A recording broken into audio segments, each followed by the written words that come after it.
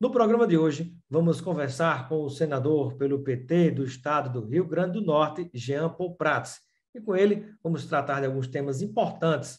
Por que é que o preço dos combustíveis está tão disparado? Vamos falar sobre fatos e não sobre as fake news, as notícias falsas que estão circulando a respeito. Falar também sobre a crise energética, a situação das ferrovias do Brasil e vários outros projetos importantes para a estrutura do nosso país. Seja bem-vindo, senador Jean Paul Prats, ao nosso Espaço Cidadão. Obrigado, Robson. Saúdo a todos que te acompanham aí nesse trabalho reiterado, né, de esclarecimentos, de entrevistas de alto nível. Tenho acompanhado o seu canal e você entrevistando autoridades federais, parlamentares de altíssimo nível. Quer dizer, você sempre fazendo um jornalismo, né, correto, né, trazendo fatos, né, inclusive versões das pessoas, mas deixando ao leitor ou ao espectador o direito, né, e até a responsabilidade de interpretar esses fatos como achar melhor, né? Mas acho muito importante esse trabalho que você está fazendo. Parabéns. Obrigado, senador. Eu gostaria de lhe perguntar inicialmente sobre um assunto que está incomodando o país inteiro, ao bolso do brasileiro, que hoje está trabalhando para pagar o combustível para ir trabalhar. Por que a gasolina, o diesel, está tão caro, senador Jean Paul Prats? Robson, existe um fator externo e um fator interno. Os dois acabam colaborando para uma tempestade perfeita, como chamam os analistas técnicos sempre, né? O fator externo, evidentemente, é o que está impulsionando o preço internacional do petróleo para cima constantemente. Você se lembra numa época na pandemia em que o preço do petróleo atingiu um nível negativo? O pessoal estava despejando o petróleo no mercado a preço negativo para não pagar estocagem, porque estava sobrando petróleo e produtos derivados diante da paralisia total, aquela freada que deu geral da economia mundial, todo mundo em casas, ninguém saindo mais, tudo mais diminuiu, né? E aí o preço do petróleo caiu muito. Aos poucos, quando a economia vai se recuperando, o que é natural que se espere? É que você comece a recuperar o preço do petróleo também, né? Muito bem. Existe também um outro pequeno fator, que não é tão pequeno assim, mas que ocorre todos os anos, que em cima da recuperação econômica mundial, agora, nesse momento, estamos vivendo a expectativa do inverno no hemisfério norte. O inverno no hemisfério norte conta para a alta do petróleo todos os anos, porque o pessoal lá usa o derivado de petróleo, além do transporte, usa para calefação, né? Então, coloca óleo naqueles radiadores, naqueles aquecedores residenciais e principalmente industriais e tal. Então, há uma demanda maior de petróleo no inverno do hemisfério norte. Isso inclui Estados Unidos, Canadá, tal, do lado de cá, e Europa toda, Rússia, tudo isso do outro lado. Então, é uma subida sazonal, digamos assim, de preço. Muito bem. Senador, mas assim, nada disso estaria acontecendo com o Brasil, ou seja, essa influência internacional, se Michel Temer não tivesse mudado a política de preço da Petrobras, né, que nós temos a condição de fabricar, já fabricávamos em torno de 90% do que a gente produzia e fabricando em real, e agora a gente está fabricando menos, sendo obrigado a pagar em dólar. Né? Então, Correto. assim, se isso não tivesse acontecido com Michel Temer e Bolsonaro não tivesse mantendo, a situação do Brasil não seria essa.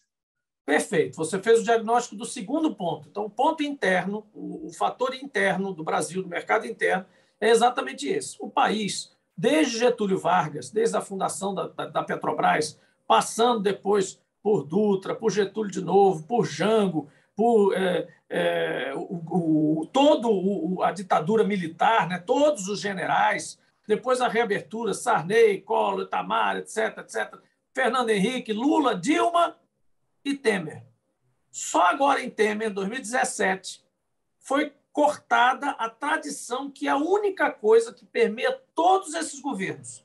Se você perguntar um dia para alguém o que é que tem a ver Arthur da Costa e Silva, general da ditadura, com Lula? Qual é o ponto em comum entre Juscelino Kubitschek e Collor? Qual é o ponto em comum entre Sarney e Getúlio? Um e somente um: a busca da autossuficiência em petróleo pelo Brasil através da Petrobras. Muito bem. Aí alguém pode perguntar, tá, para quê?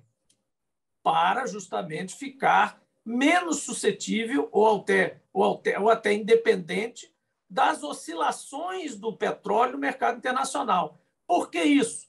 Porque o petróleo no mercado internacional é uma variável incontrolável. Aliás, eu digo sempre que é a mais incontrolável de todas. Ou Porque até o controlável parâmetro pelos dólar, poucos donos que detêm o petróleo no mundo, né? não, mas eu digo pelas nações em geral. Porque, veja, o câmbio, as nações conseguem configurar de acordo com seus bancos centrais. Dependendo da força que aquela economia tem, você consegue comprar, vender dólar e tal, você varia a sua taxa de câmbio da sua moeda. Outras coisas, inflação, PIB, crescimento de PIB, né, etc., os governos mal ou bem conseguem controlar. Algumas outras variáveis, você juntando nações também controla. Inclusive, esse caso do petróleo, durante um certo tempo, a OPEP controlava esse preço. Hoje, Robson, nem isso. A OPEP não consegue mais controlar o preço do petróleo. E eles acordam aquelas cotas para não produzir demais e não baixar o preço, e eles mesmos furam as cotas, uns aos outros, eles furam o olho do outro. Por quê? Porque quem está dominando o driver do preço do petróleo hoje é a China, com o seu consumo. Se a China respirar um pouco mais e disser vou crescer mais ano que vem, o preço do petróleo já começa a subir. Se ela disser vou retrair, o preço começa a descer. E a OPEP nada mais faz do que se proteger um pouco dos países não OPEP, ou seja, países como o Brasil, países como a Inglaterra, a Noruega, que produzem petróleo, próprios Estados Unidos, o México, que não fazem parte da OPEP. Então, é um cartel contra um não cartel. Mas quem domina mesmo a oscilação do preço é o mercado de demanda, a China, a Ásia em geral, né, a própria Europa, essa questão da sazonalidade do verão e do inverno. Então, isso é imponderável. Por isso é que é importante para os países conquistar a autossuficiência em petróleo, porque ele fica menos dependente dessas oscilações que ela não controla. Quer ver outra coisa que você não controla? Furacão no Golfo do México, explosão de um gasoduto pelos terroristas da Nigéria, guerras entre o Oriente Médio e o Oriente Médio. Enfim, essas coisas são imponderáveis, normalmente. Agora, Então, o isso Brasil mostra a correu atrás. importância da Petrobras ser estatal e do próprio Estado brasileiro intervir sim, né? Porque é engraçado como se transforma num demônio essa história de que a Petrobras não pode ter interferência política, mas pode botar faca no bolso do brasileiro? Isso pode? É verdade. Política não é uma coisa negativa. É preciso que a gente saia desse dogma, dessa insistência de que tudo que é política, interferência política, nomeação política, não sei o que política. Política, quando é bem feita, quando é feita com alto nível, ela é necessária. E, aliás, ela está em todos nós. O que mais você ouve aqui nos noticiários do Rio Grande do Norte que não seja política? O que mais domina? Qual é a primeira página? Antigamente, quando quem ia jornal, você abria a primeira página, quais eram as primeiras sessões? Política nacional. Porque a política dirige os destinos da nação. Você vota nessas pessoas para elas dirigirem e depois você fica acompanhando os passos delas como gestores da nação. Então, política não pode ser retirada de nada. Essa coisa de vamos conversar na mesa do bar, mas vamos tirar a política da coisa, é impossível, porque todo ser humano mais ou menos está ligado à política. Mesmo como cidadão, você tem que ser um ser político, porque isso implica no seu entorno, no seu entorno. As pessoas estão no seu entorno. O dono do bar, que você está sentado na mesa discutindo futebol, ele depende da política, ele depende do alvará do prefeito, ele depende da política de segurança naquela rua, naquele bairro, da iluminação da rua, da conta de energia que ele está pagando, e tudo isso é definido pela política e pelos políticos. Então, não é feio ser político e não é feio ter ingerência política nas coisas. O que é errado é quando a ingerência política é para arrumar um apaniguado, é para colocar uma pessoa despreparada num cargo que ela não tem capacidade técnica para desenvolver ali, é para desviar recursos da saúde, da educação ou de outros contratos públicos, é para fazer negócio para si próprio, ao invés de fazer negócio para o Estado brasileiro. Agora, a Petrobras é uma empresa mista, ela tem capital misto. Então, ela é considerada uma estatal dentro das categorias das empresas, mas é uma estatal de economia mista. O governo tem domínio sobre ela, tem uma participação acionária que assegura o controle da gestão da empresa, mas sequer é o majoritário mais. Pouca gente sabe disso. Mas o governo não é mais o majoritário da Petrobras há muito tempo. Tem aí em torno de seus 36% das ações totais da Petrobras. Porém, mantém o controle da gestão da empresa. né? Então, ele pode dizer, Petrobras, vai para cá, vai para ali, entra nesse segmento, sai daquele, faz isso, usa essa tancagem aqui para melhorar Pode o mudar a abastecimento. política de preços, né, que foi implementada A por política Michel de Temer, preços, né? mas a política de preço é nacional, não é da Petrobras. A política de preço é nacional. Como a gente está acostumado, gerações atrás, em que havia um monopólio total das atividades de petróleo, política de preço de combustível era igual à política de preço da Petrobras. Desde os anos 90, Robson, no entanto, a Lei 9478, que é a lei do petróleo, abriu ao investimento privado, estrangeiro, nacional, privado, as atividades de petróleo. As Então, hoje você atividades. tem mais de 40 Agora, por exemplo, de petróleo senador, no Brasil. a grande guerra de comunicação que se observa hoje, né, misturada com notícias falsas e meias-verdades, é porque muitos que querem defender o presidente Bolsonaro dizem, não, mas ele não pode fazer nada. Não, é assim, o governo, se for o governo que mudou a política de preço da Petrobras, que permitiu com que a gente tivesse esse disparo de preços que começou com Michel Temer, Bolsonaro está mantendo porque quer, né? Ou porque há compromissos. Mas, na verdade, uma decisão de governo pode mudar o rumo da situação que a gente vive. Com certeza, porque se você é autossuficiente em petróleo ou está no limiar dessa autossuficiência, mesmo que você tenha exportações esporádicas, mas desde 2006 o Brasil praticamente produz o petróleo que precisa para consumir. Não tem a capacidade de refinar tudo, então ele tem que importar partes em diesel, ou ocasionalmente pode importar até gás liquefeito de petróleo, que é o gás de cozinha, né? Enfim, mas ele está ali no limiar da autossuficiência. A gente chegou quase lá e fica oscilando ali. Ora, essa conquista deveria representar, como a gente disse antes, uma relativa independência da oscilação maluca que o preço do petróleo sofre lá fora todos os dias. Ele corre assim. O que Temer fez com o parente foi dolarizar a economia através do preço do combustível. De lá para cá demorou o efeito, se bem que os caminhoneiros sentiram logo e fizeram logo aquela greve. Aquela greve não foi por nada, não foi contra o Temer, foi contra essa política já na época. Aí começamos uma série de ajustes para apagar, para tapar o buraco do barco. Sabe aquele desenho animado Pica-Pau, que tem o barco aí cheio de Todo buraco, aí ele furado. começa a tampar o outro, o barco está afundando. É isso que ele está fazendo. A gente colocou uma política de preço que é cheia de furos e a gente fica tampando os furos. Então, primeiro ele agradou os caminhoneiros lá atrás, depois soltou, aí caiu um pouco o preço, que era normal, voltou, tal, e veio a pandemia, caiu muito o preço, aí o pessoal descansou, falou, deixa o preço aí, ninguém mexe nisso. Ninguém Quando mexe. começou a tendência de alta, começou vale gás para o cara não queimar lenha. Agora tem vale caminhoneiro. Daqui a pouco vai ter o vale classe média para sair de férias, porque vai reclamar que não sai de férias.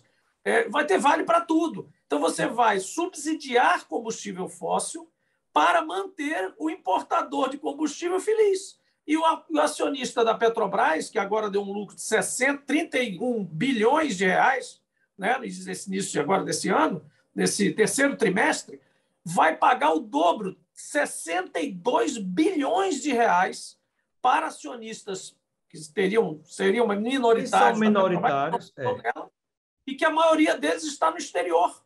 Então a gente está mandando premiando dinheiro para fora do Brasil. estamos privilegiando o pagamento a poucos privilegiados que têm ações da Petrobras em detrimento da população brasileira. Isso não é um papel de uma estatal nacional. Isso pode ser bom para a Shell, para a Chevron, para a Mobil. Aí você compra a ação dessas empresas se você quiser ter uma empresa de petróleo totalmente livre. Mesmo assim, a gente sabe que não é, porque são majors, então, enfim, depende de governos lá fora também. Mas, na Petrobras, qual era o papel da Petrobras? Aí você vai dizer assim, Jean, mas você está preconizando, então, que a Petrobras sofra interferência direta do governo, os acionistas vão todos embora, porque eles não confiam nos políticos, etc. Não, eu não estou dizendo isso. Estou dizendo que seja uma solução de compromisso entre as duas coisas. Primeiro vem o objetivo de abastecer o país de forma competitiva e estratégica. Ganhando lucro, melhor. Se o lucro for um pouquinho menor do que uma internacional livre, tudo bem também. Aí você, mas então todo mundo vai comprar a ação daquela empresa, não vai comprar dessa. Não é verdade. Porque antes de Temer, já existiam acionistas da Petrobras. E eles se contentam com uma coisa: segurança.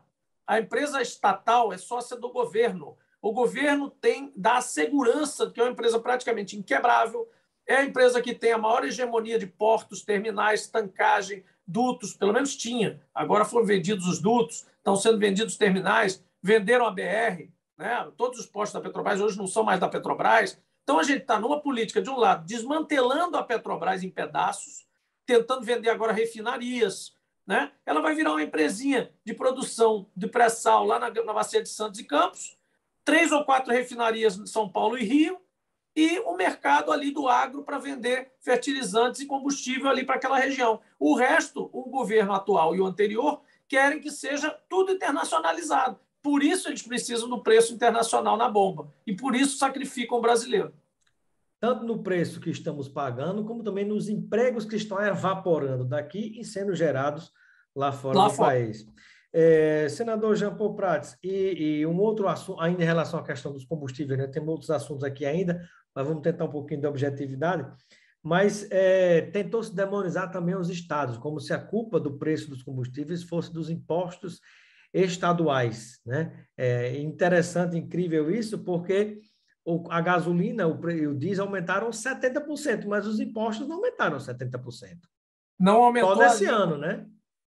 Não aumentou a alíquota do imposto do ICMS. É bom que se diga de antemão que em todos os países que desejam ter uma transição energética para fontes renováveis e querem também coibir o desperdício dos combustíveis de origem fóssil, principalmente países que sabem o que é depender de petróleo importado, como a gente sabe, porque a gente passou uma década de 70, 80, 90 lutando para deixar de ser isso, eles sabem que eles precisam tributar pesadamente o combustível, principalmente quando ele não é um combustível social. Então, gás de cozinha é uma coisa, mas gasolina para você andar de carro é outra, né? Então, realmente você precisa tributar. Isso foi decidido lá atrás, por vários governos diferentes matizes políticos.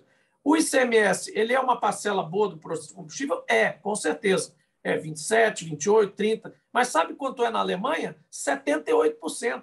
Na França, 75%, 60%. Todas as nações europeias são 2/3 tributação, 1/3 commodity. Então, isso significa que você quer coibir o mau uso desses combustíveis, porque eles são poluentes, eles são não renováveis, enfim, tudo isso. Ora, diante disso, essa alíquota, que já é decidida pelos Estados, já estava existindo desde a década de 80, é a mesma, mais ou menos a mesma, não mudou. Claro que se subiu a base, o percentual que incide sobre aquilo também gera mais receita. Então, o que você pode dizer, é que os governadores são sócios da alta e são sócios da baixa. Mas jamais pode dizer que eles são responsáveis pela alta ou responsáveis pela baixa, porque o preço de referência é o atributo do preço internacional. E é autorizado pelo governo federal, pelo presidente da República, né? Integralmente. Poderia ser afetado por ele, mas não é. Pois é, né? Então 70% é o aumento só esse ano nos combustíveis. Agora, para finalizar essa questão dos combustíveis, o que é mais incrível é que a turma não quer intervir para que o combustível não suba tanto, mas quer que se diminua o imposto, né, onde os estados deixarem de arrecadar. Ou seja, a nação brasileira pode perder na arrecadação, mas esses pequenos empresários que são donos desse grande negócio não podem perder e o povo brasileiro perde. É isso, é a estupidez máxima. Eu passo 6 décadas correndo atrás da autossuficiência em petróleo. Quando eu consigo, eu deixo refinarias funcionando a meia bomba, que é o que a Petrobras fez durante os últimos anos, desde Temer para cá, funcionando a 60%, 70%. Alimento importadores de combustível, porque eu digo, não posso ficar na mão só da Petrobras. A Petrobras é monopólio, que não é mais, como eu disse, desde os anos 90, tem mais de 45 produtores de petróleo hoje no Brasil, né? Não construíram refinarias, o capital privado não se interessou em construir novas refinarias, quer comprá-las da Petrobras, estão todas bonitinhas lá, refinaria de primeira linha, tudo certinho aí, quer comprar. Construir nova não quer. Mas, não comprando, estimularam primeiro o quê? O especulador internacional de preço, que é o importador de combustível. Então, ele chega ali, está passando com um barquinho ali perto da África do Sul, diz, vou lá no Brasil vender diesel, porque o spot está bom, lá vou entrar lá. Que as refinarias do Bolsonaro estão produzindo a 60% para deixar espaço para eu entrar. Como é que ele tem que entrar? Só se tiver preço internacional na bomba. Então, mais uma vez, nós estamos deixando preço internacional para o brasileiro pagar, todo o povo brasileiro, irrespectivamente de ser pobre, rico,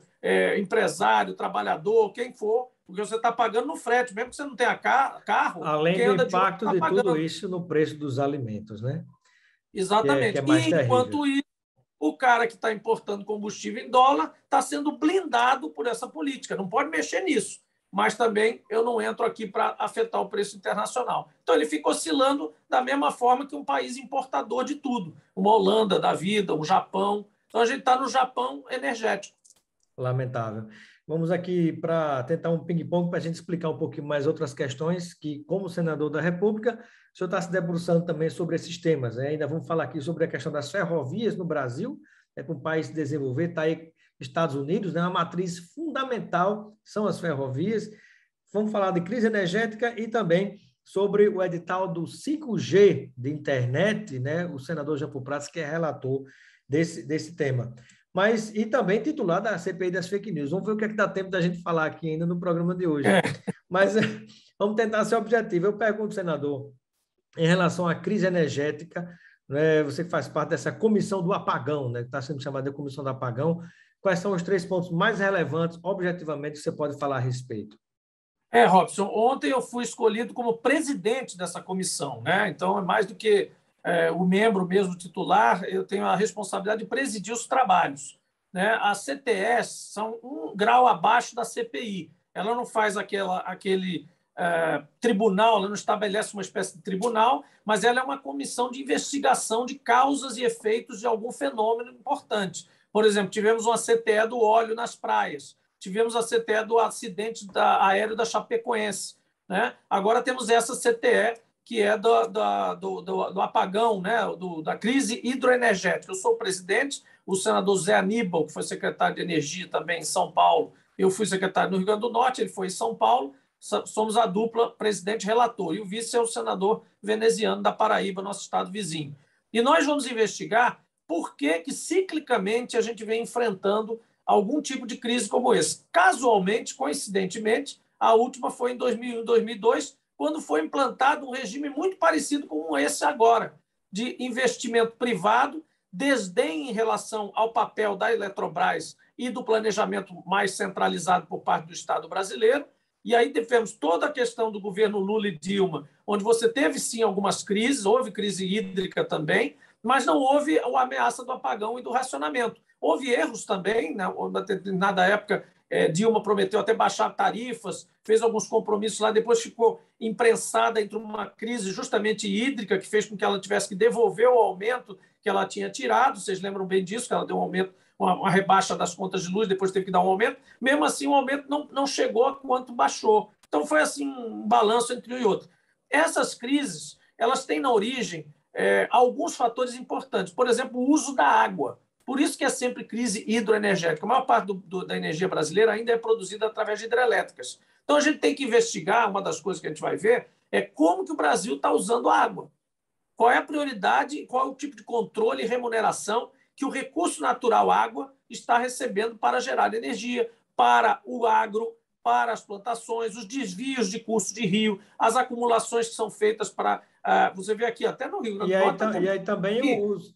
A Lagoa do Bonfim aqui está secando. E está secando por quê? Toda a cidade, Rob, você conhece o interior, você chega aí onde tem a adutora, o sistema de adutores que é alimentado pela lagoa, várias cidades do Rio Grande do Norte vivem da Lagoa do Bonfim. Se você não tiver um processo ali de cuidado com esse processo, com esses sistemas todos, você vai alegrar muita gente durante muito tempo, mas dali a 40, 50 anos a lagoa seca. E vai faltar para todo mundo, né? Imagine Senador, isso. E com um detalhe importante. Para Minas, para todos esses lugares que tem que gerar energia também. E com um detalhe muito importante também, que é o cuidado com a história da privatização das companhias energéticas, porque ligado a tudo isso está também o cuidado com a própria água, né? Do uso Exato. dessa água, então, assim, há que se ter muito cuidado. Senador, a ordem de uso da água, que é recomendada pelos organismos internacionais, é sempre dessedentação, ou seja, consumo humano, primeira prioridade. Segunda prioridade, criação, agricultura, pecuária, etc. E a terceira é a geração de energia. E olha que quem está falando aqui é uma pessoa do setor da energia, mas a gente tem que ter reconhecimento de que a causa ambiental está acima disso. Senador, e uma palavra também em relação à questão das ferrovias, né? O que é que você pode dizer a respeito, o que é que há de novidade passando aí pelo Senado da República? Eu recebi a relatoria no início do mandato do projeto de lei 261, de autoria do senador Zé Serra. E esse projeto era bem simples, ele introduzia um regime de autorizações no sistema ferroviário, que não tinha, E eu peguei esse projeto e fiz um chamado substitutivo. Eu aproveitei para construir um marco regulatório das ferrovias. E aí trabalhei muito, e aí isso mostra republicanamente como a gente trabalha nosso mandato, com o ministro Tarcísio Gomes de Freitas e com a equipe dele. Trabalhamos nossos mandatos, o mandato do senador Zé Serra, agora o senador Zé Aníbal, que está o substituindo, várias entidades, usuários, investidores, trabalhadores, enfim, todo o setor ferroviário ressuscitado, né? A gente foi buscar gente que até já nem estava mais trabalhando nisso, mas muita gente que o setor não deixou de crescer, é bom dizer isso. Durante os últimos governos, esse setor cresceu muito, mas ele estava crescendo na base das concessões. Então, a gente introduz as autorizações, introduziu um capítulo específico para ferrovias abandonadas, que atende justamente as nossas ferrovias do Rio Grande do Norte, para a gente viabilizar a reativação da ferrovia Grossos-Souza, na Paraíba, que passa por todo o Alto Oeste, incluindo Mossoró, a nossa Macau-Natal e Natal-Nova Cruz, e de lá para Paraíba também são ferrovias que já existem, que estão abandonadas. E qual a chance da gente captar recursos para reativar essas A ferrovias, chance é senador? muito boa, já estamos trabalhando nisso. Já estou trabalhando, por exemplo, na pesquisa sobre a faixa de domínio da ferrovia lá do Alto Oeste, vendo como é que ela está, porque ela não está mais concedida, mas a faixa de domínio parece que está bem preservada, e isso vai valer muito para o investidor eventual. Começando a lançar essa ideia de quem quer investir nisso, para a gente começar a fazer estudos, e já acertei com o ministro Tarcísio Gomes de Freitas justamente a ajuda que o governo pode dar aos potenciais interessados em resgatar essas ferrovias. A de Macau, Servirá para Natal, transporte de cargas e passageiros? Servirá para transporte de cargas e passageiros?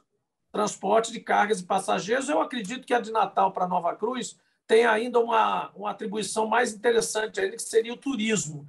Poderia ser uma ferrovia turística, mas que também vai alimentar, por exemplo, aqueles condomínios da própria Lagoa do Bonfim, da Papari, Anísia e Floresta, descendo para o lado de Nova Cruz e da Paraíba. É uma ferrovia litorânea muito bonita, foi construída pelos ingleses e que vinha até Macau, né? Passava para Natal e ia até Macau. Ela está concedida, mas o concessionário, que é o grupo lá do Steinbrück, não tem interesse em tocá-la, mas não devolvia porque não havia solução legal para a devolução desse tipo. Ele teria que reconstruir a ferrovia para devolver. Aí não faz sentido. Se o cara não está interessado em operar, por que ele vai reconstruir para devolver? Né? Então, esse impasse é que a gente resolveu no projeto de lei. E outras soluções para trens urbanos. A gente criou a possibilidade dos investidores poderem usar áreas lindeiras para restaurante, estacionamento, para ter receita extra, para fechar. Não sei se você sabe, mas uma das coisas que a gente aprendeu nesse processo foi que nenhuma ferrovia do mundo de passageiros é viável apenas com passagem.